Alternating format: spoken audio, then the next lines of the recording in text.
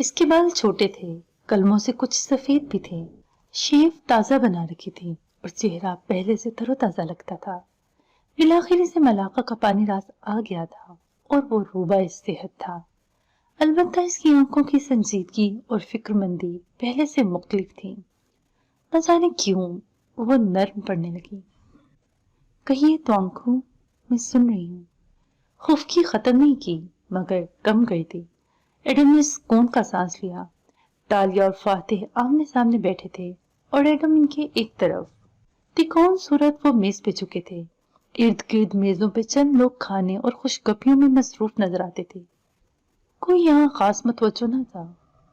ہمیں جلد از جلد وہ چابی ڈھونڈ کے اس جگہ سے نکلنا ہے تاکہ آپ لوگ اپنے اپنے کام کریں اور میری شادی ہو سکے۔ وہ عرصے بعد اتنا مغموم اور بے چین نظر آ رہا تھا۔ جیا کے سارے کنوارے مردوں کو دیکھ کے اس کے پرانے زخم جاگ گئے تھے۔ ایڈم کا کہنا ہے کہ راجہ مراد اپنی دولت کو کہیں منتقل کر رہا ہے۔ فاتح نے سنجیدگی سے تالیہ کو مخاطب کیا۔ لگتا تو یہی ہے، مگر کہاں ہم نہیں جانتے۔ اس کا انداز ہنوز لیا دیا سا تھا۔ اور یہ دولت آ کہاں سے رہی ہے؟ راجہ کو کوئی کاروبار، کوئی جائیداد نہیں ہے۔ جب اس کو محل سے نکالا گیا تھا پچھلے سلطان کے عہد میں تو وہ کنگال تھا، تبھی تو الور سنگائی کے خستہ حال مکان میں جا بسا تھا۔ مجھے یہ سب وونگلی نے بتایا ہے۔ یہ دولت ان کو ابو الخیر کی طرف سے ملتی ہے، مگر وہ اسے کہیں اور منتقل کیوں کر رہے ہیں یہ مجھے سمجھ نہیں آئی۔ فاتح نے کوہنیاں میز پہ رکھے اس کو غور سے دیکھا۔ تمہیں تو کہتی ہو کہ فضا میں شامل سیزیم کے علاوہ کوئی شے مختلف نہیں ہے ہماری اور ان کی دنیا میں۔ تو ایڈم احتجاج کرنے لگا مگر کوئی اس کی طرف متوجہ نہ تھا۔ یہ میری لائن تھی۔ تو ہماری دنیا میں بھی تو یہ کام ہوتے ہیں، اس کو منی لانڈرنگ بولتے ہیں۔ Money laundering? اوہ! اس نے کراہ کی آنکھیں بند کی۔ جی تالیہ تو ماشاءاللہ لوٹنے اور چوری چکاری کی فیلڈ سے تعلق رکھتی ہیں، اس لیے ان کا علم لامحدود ہوگا، مگر میں سچی بات ہے ابھی تک ٹھیک سے نہیں جانتا کہ منی لانڈرنگ کیا ہوتی ہے۔ کیوں؟ تم نے کبھی اس موضوع پہ کوئی کتاب نہیں پڑھی کیا؟ وہ چمک کے بولی۔ جواب میں ایڈم نے منہ بنایا تھا۔ سادہ سی بات ہے، جب کوئی آدمی بینک میں پیسہ رکھوانے جاتا ہے تو بینک اس سے پوچھتا ہے کہ یہ پیسہ کہاں سے آیا ہے، کیسے کمایا ہے، اس کی رسیدیں دکھاؤ۔ وہ رخ موڑ کے ایڈم کو سمجھانے لگا۔ ایڈم تالیہ کی بڑبڑاہٹ کو نظر انداز کیے سننے لگا۔ تو حلال کمائی والے رسیدیں دکھا دیتے ہیں، مگر ناجائز طریقے سے پیسہ بنانے والے رسیدیں نہیں دکھا سکتے۔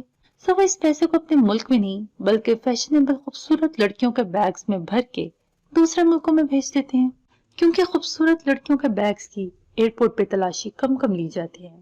اس کو پیسے کو آف شور اکاؤنٹ میں رکھنا کہتے ہیں۔ ایسے ہی لوگ آف شور کمپنی بناتے ہیں جو ایک کھوکھلی کمپنی ہوتی ہے۔ بس یہ جان لو کہ ہر ملک پوچھتا ہے کہ پیسہ کہاں سے آیا، سوائے چند ایک ملکوں کے۔ وہ عرصے بعد ایڈم کو اپنا مخلص اور سادہ لیڈر لگا تھا جو اسے آسان زبان میں کچھ سمجھا رہا تھا۔ کون سے ملک؟ ہانگ کانگ اور پاناما۔ یہ ملک کیوں نہیں پوچھتے کہ پیسہ حلال کا ہے یا حرام کا؟ وہ حیران ہوا۔ یہ غریب جزیرے تھے، ان کے پاس کچھ ایسا نہ تھا جو لوگ یہاں سرمایہ کاری کرتے۔ جس ملک میں بھی لوگ آ کر پیسہ بینکوں میں جمع کراتے ہیں وہ ملک امیر ہو جاتا ہے۔ سو ان ملکوں نے دنیا کو یہ کہہ دیا کہ ہمارے بینکوں میں پیسہ محفوظ کرو، ہمارے ہاں آف شور کمپنیاں رجسٹرڈ کراؤ، ہم پیسے کا ذریعہ نہیں پوچھیں گے۔ اوہ! یعنی اس طرح سارے کرپٹ لوگ اپنا کالا دھن پاناما اور ہانگ کانگ اور سوئس بینکوں میں بھرنے لگے کیونکہ وہاں کوئی ان سے سوال نہیں کرتا تھا۔ ایڈم کو سمجھ آ گیا تھا۔ اور پیسے کو ملک سے چوری چھپے نکال کے آف شور میں محفوظ کرنا منی لانڈرنگ ہوتا ہے۔ یہ پہلے صندوقوں میں بھر کے ہوتا تھا، اب بیگز میں ڈال کے۔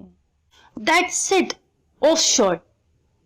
تالیہ نے ایک دم میز پہ ہاتھ مارا تو وہ دونوں اسے دیکھنے لگے۔ آف شور کا کیا مطلب ہے بھلا؟ وہ دبی آواز میں چمکتی آنکھوں سے گویا ہوئی۔ ساحل سے دور، سمندر کی طرف کسی شے کو رکھنا، سمندر کے اندر جزیروں میں چھپانا۔ یہ Panama, Hong Kong, British Virgin Islands, یہ سب جزیرے ہیں، ہے نا؟ ہاں تو ہو سکتا ہے اس قدیم زمانے میں بھی ایسے ہی کیا جاتا ہو، خزانوں کو صندوقوں میں بھر کے کسی ایسے جزیرے پہ لے جایا جاتا ہو جہاں کوئی اس دولت کے بارے میں سوال نہیں کر سکتا۔ اس چھوٹے خالی صندوق میں रेत के जर्रे फंसे थे, इसे साहिल पे घसीटा गया हो। वो नम था, इसे किश्ती में लाद के ले जाया गया था। राजा मुराद इस दिन किश्ती तैयार करने का हुक्म दे रहा था। That's it. वो नाराजी बुलाए जोश से कह रही थी। राजा वो सब एक जजीरे पे भेजता है, मगर मलाया में सैकड़ों जजीरे हैं, हमें कैसे मालूम होगा कि वो कौन सा जजीरा है चेतालिया? मुझे मालूम है, वो चहकी। मलिका यूसुफ ने एक हॉन्टेड जजीरे का जिक्र किया है, जिससे कोई पलट के नहीं आता। 3 चांद वाला जजीरा। मैंने इसे ख्वाब में देखा था। यकीनन वही कुछ छुपा है जहां मिलते हैं 3 चांद। एडम बुड़बुड़ाया। मैंने कुतुब खाने की किताबों में इसके बारे में पढ़ा है। वो असीब ज़दा है और वहां सारे जहाज डूब जाते हैं, इसलिए वहां कोई नहीं जाता। शायद ये सिर्फ बातें हों, आम लोगों को उससे दूर रखने के लिए। वो पुरजोश से बारी बारी दोनों के चेहरों को देखती कह रही थी, मुझे मालूम है मुझे क्या करना है। क्या? फातिह ने टेक लगाई और गौर से इसे देखा। तालिया ने जवाब में बेनियाजी से नजरें उसकी तरफ मोड़ी। मैं ये बताने की पाबंद नहीं हूं तुमको। और वो क्यों? इसके माथे पे बल पड़ी। वो उठी, मेज पे दोनों हाथ रख के झुकी और उसकी आंखों में देखा। क्योंकि मेरा अलूयन टूट चुका है, क्योंकि मैं अब किसी के पीछे भागने वालों में से नहीं हूं। जब इंसान अपने आप को इज्जत देने लग जाए तो इसे किसी अप्रूवल की जरूरत नहीं होती। मैं आजाद हो चुकी हूँ। मैंने खुद से वादा लिया है कि अब अच्छे लोगों से झूठ नहीं बोलूंगी, धोखा नहीं दूंगी, और मैं इस वादे के लिए सिर्फ अपने आप को जवाब दे हूँ, किसी दूसरे इंसान को नहीं। तालिया दी फैन गर्ल जेल में रह गई है तुमको, और जो यहाँ है वो आपकी इज्जत करती है, मगर वो ज़हनी गुलाम नहीं है। किसी के फैन होने का मतलब अपनी राय को उसकी राय का गुलाम बना देना नहीं है। बाज़ औक़ात हम परिस्तार अपनी महबूब शख्सियात से ज्यादा मजबूत होते हैं। इसने चौगा झटका, सीधी हुई और एक जद्दाती नजर उस पर डालती मुड़ गई। आखिरी बात पे फातिह ने चौंक के एडम को देखा, जिसने खजालत से सर खुजाया था। मुझे हर बात शहजादी को बतानी पड़ती है, वरना वो मेरा दायां हाथ कटवा सकती है। दायां। तालिया धप धप सीने उतर रही थी। फातिह ने जवाब नहीं दिया, बस खामोशी से पीछे होके बैठा। चलो अच्छा है, इसने कहा है अब वो झूठ नहीं बोलेगी। इसने तालिया की बात का असर जाहिर करना चाहा। उन्होंने कहा है कि अच्छे लोगों से झूठ नहीं बोलेंगी। अब ये तो चेतालिया ही बता सकती हैं कि अच्छे लोगों में हम शामिल हैं या नहीं। इनका तो वैसे भी कुछ नहीं पता। कल को कह दे सारी दुनिया में कोई अच्छा नहीं है। फातिह ने गर्दन मोड़ के काम करते बैरों को देखा और फिर उठ खड़ा हुआ। तुम अपना काम करो और चुकन्ने रहो, कल मिलते हैं। बावर्ची ऊपर आने वाला होगा। फिर वो आगे बढ़ गया। सर। वो खड़ा हुआ और कदरे संजीदगी से पुकारा। वो जाते जाते रुका और पलट के इसे देखा। कोई बात है? जैद अली ने मुझे बताया है कि सुल्तान मुरसल इनको थूक निकली अपने हरम में शामिल करना चाहते हैं और जल्द ही वो राजा से बात करने वाले हैं। उसने नजरें झुका ली। मैं चाहता था कि आपको इल्म हो कि आगे क्या होने जा रहे हैं। उन्होंने मुझे आपको बताने से मना किया था। फातिह बिन रामजल के कान सुर्ख पड़े, पेशानी शिकन आलूद हो गई। ऐसा कुछ नहीं होगा। सुना तुमने? अपनी शहजादी से कहो सुल्तान से दूर रहे। वो एकदम इतने गुस्से से बोला कि खुद भी ठिठक गया।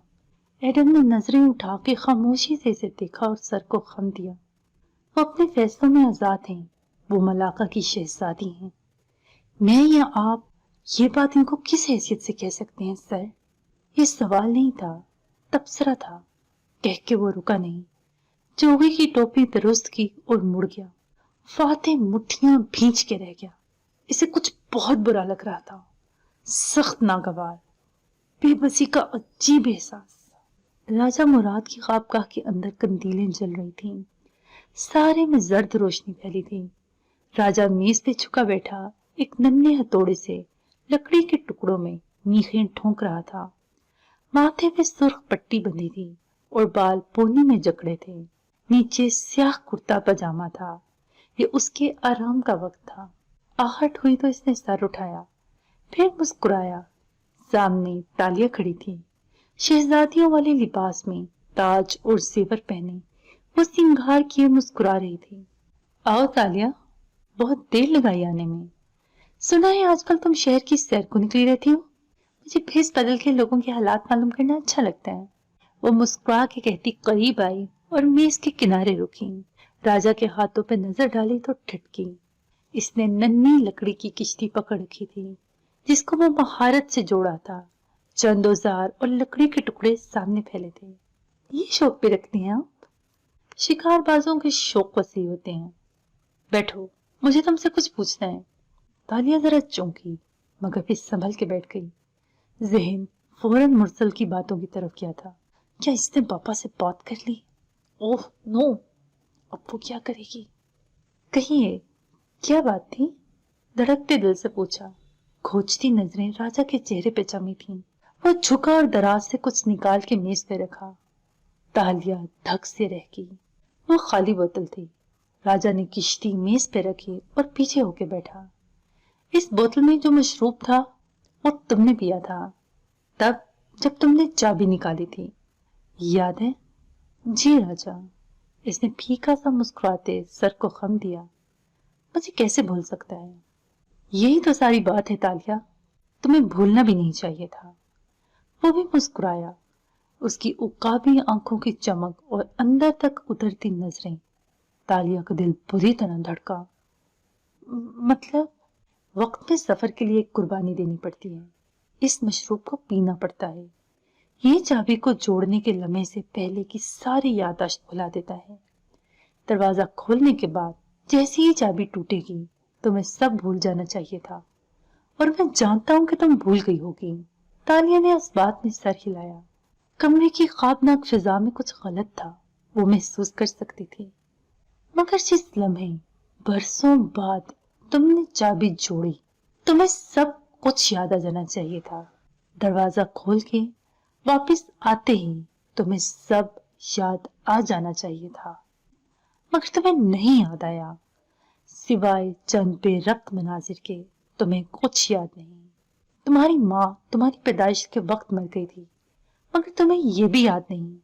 वो हल्का सा मुस्कुराया। तालिया खामोशी से इसे देखती रही। हलक सूख रहा था। मैं इतने दिन सोचता रहा कि मेरे जादू में कोई कमी रह गई थी क्या। तालिया को माजी क्यों नहीं याद आया? और फिर मुझे एक ख्याल आया।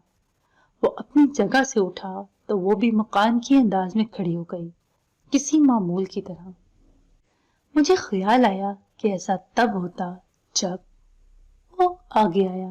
वो बिना पलक झपके इसको देख रही थी। मुराद ने इसको दोनों कोहनियों से सख्ती से पकड़ा और अपनी तरफ खींचा। तालिया की आंखें बस इस पे जमी थीं। ऐसा सिर्फ तब हो सकता था जब ये चाबी तुम जोड़ती। तुमने ये चाबी नहीं जोड़ी। चाबी का चक्कर खराब हो गया है क्योंकि इसे किसी और ने जोड़ा है। तुम अकेली नहीं आई, है ना? वो पत्थर की मूरत बन गई जिसको राजा ने कोहनियों से दबोच रखा था। अपना चेहरा इसके कान के करीब लाकर वो धीरे से सर्द आवाज में बोला, मुझे बताओ तालिया बिनते मुराद, तुम अपने साथ अपनी दुनिया से किसको लेकर आई हो? इसकी आवाज बेरहम गुर्राहट में बदल गई। मैं पूछ रहा हूं कि तुम मेरी दुनिया में किस अजनबी को ले आई हो?